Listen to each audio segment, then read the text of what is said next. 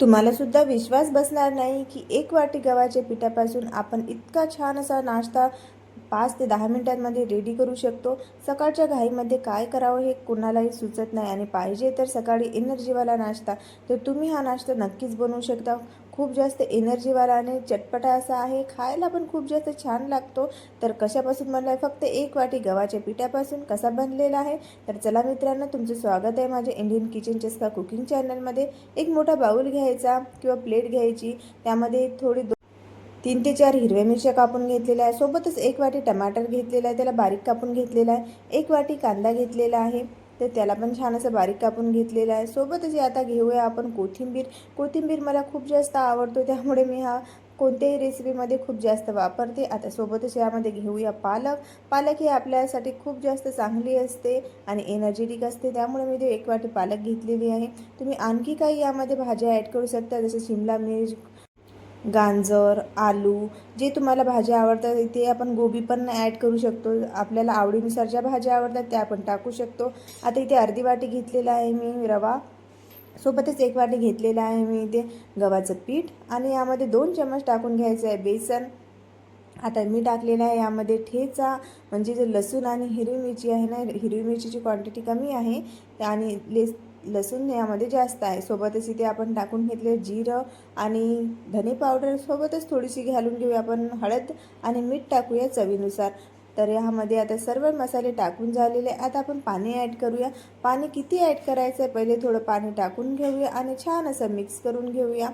हा नाश्ता तुम्ही एकदा नक्की ट्राय करा, तुम्हाला सर्वांना आवडेल।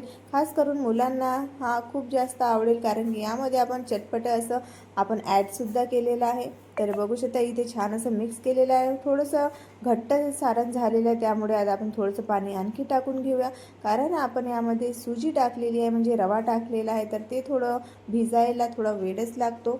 तर त्यामुळे ना इथे बघू शकता आता आपण छान असं घट्टसर आणि एकदम पातळ नाही आणि एकदम घट्टसुद्धा नाही असं आपण मिश्रण इथे बनवून घेतलेलं आहे। आता याला आपण काय करायचं, 5 ते मिनिट ना छान असं झाकून ठेवूया, म्हणजे हे चांगलं मुरतं, म्हणजे जे आपली रवा आहे तो छान मुरतो। आणि इथे मी घेतली आहे कढई, लोखंडाची कढई घेतली आहे छोटीशी, तुम्ही तवा पण घेऊ शकता किंवा दुसरी पण कढई घेऊ शकता, पॅन पण घेऊ शकता, आप्पे पात्र पण घेऊ शकता, त्यामध्ये पण खूप जास्त छान असं बनतो। तेल टाकून घ्यायचं थोडंसं आणि तेलाला छान असं गरम होऊ द्यायचं।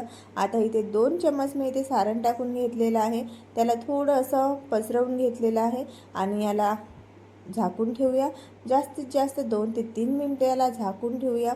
तुम्ही हा नाश्ता एकदा नक्की ट्राय करा आणि ट्राय कराल ना तर मला नक्की सांगा की कसा झालेला आहे। खूप जास्त छान असा आणि 1 वाटी गव्हाच्या पिठापासून इतका छान असा नाश्ता बनेल हे आपल्याला वाटणारच नाही। आणि सोबतच ना लहान लेकरांना आपण काय द्यावं म्हणून हा गव्हाच्या पिठापासून आपण हा नाश्ता नक्की देऊ शकतो। आपण याचे पराठेसुद्धा बनवू शकतो, पराठे बनवायला पण जास्त वेळ नाही लागत, जास्तीत जास्त 5 मिनिटामध्ये बनवून रेडी होतो। दोन्ही साईडने याला आपण बघू शकता छान असं खरपूस तांबूस कलर येईपर्यंत भाजून घ्यायचं आहे आणि मंद आचेवर भाजून घ्यायचं आहे, जेणेकरून आतमध्ये छान असं सारण जे टाकलेलं आहे आपण ते चांगलं भाजून येईल। आता सोबतच त्यामध्ये थोडं तेल होतं म्हणून मी तेल नाही टाकलेलं आहे।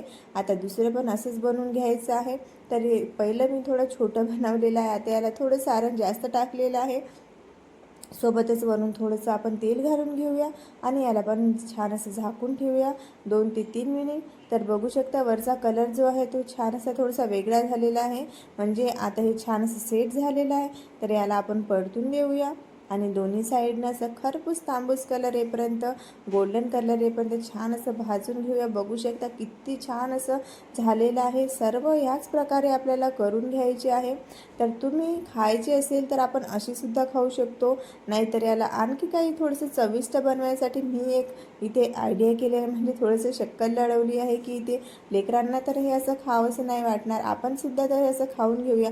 आहे खूप छान, खूप जास्त टेस्टी असं लागतं, पण लेकरांना पाहूनच असं का आपल्याला ना खावं म्हणजे वाटत नाही खावं म्हणून मी इथे थोडंसं आणखी यामध्ये बदल केलेला आहे। तर मी पॅनमध्ये थोडंसं तेल घालून घेतलेलं आहे, जास्त तेल नाही टाकायचं आहे। तुम्ही बटरसुद्धा घालू शकता किंवा तूपसुद्धा घालू शकता। आता याला आपण छान असं बघू शकता मी परातीच्या साईडने याला असं कापून घेतलेलं आहे, छोटे छोटे पीस करून घेतलेले आहे. आता यामध्ये शेजवान चटणी टाकून घेतलेली आहे. तुमच्याकडे शेजवान चटणी नसेल तर ग्रीन चटणी जे आहे आपण जे घरी बनवतो ते पण टाकून घेऊ शकता. आणि यावर आता मी टाकून घेतलेलं आहे चीज. तर चीज छान असं मेल्ट व्हायसाठी फक्त 2 मिनिटे मंद आचेवर झाकून ठेवूया. आणि 2 मिनिटामध्ये आपलं चीज हे छान असं वितळलेलं आहे आणि खालून सुद्धा छान असा खरपूस भाजलेला आहे.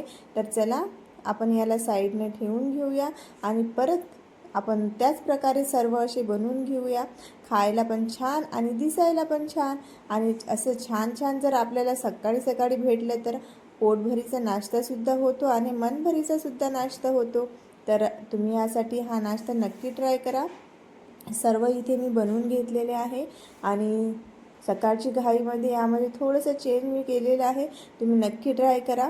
तुम्हाला व्हिडिओ माझा आवडला असेल तर व्हिडिओला लाईक करा आणि चॅनलला सबस्क्राईब करायला विसरू नका मित्रांनो.